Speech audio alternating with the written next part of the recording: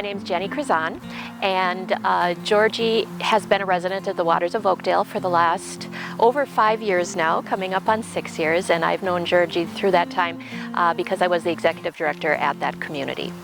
So when Georgie moved to the Waters of Oakdale, she tuned in right away to the fact that we have this beautiful green space across the street with a walking path and just a beautiful naturalized display of local plants and some beautiful structural types things. And Georgie's a very outdoorsy person, so she immediately gravitated towards walking the path on a daily basis, if not a couple times a day, in almost any weather. She has different hats that she wears out depending on the weather that always add to the personality of her visit.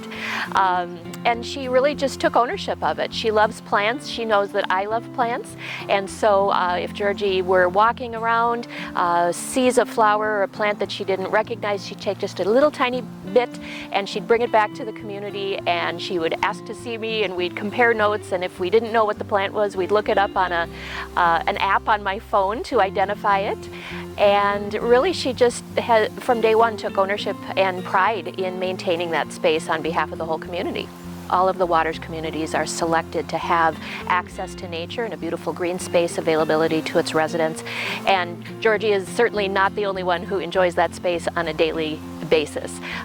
We make special outings and trips, whether it be to look at seasonal plants as they're coming in or going out, but just exercise programs, walking programs, even bringing our memory care residents out there so that they can experience the beauty and the nature that's right in our backyard.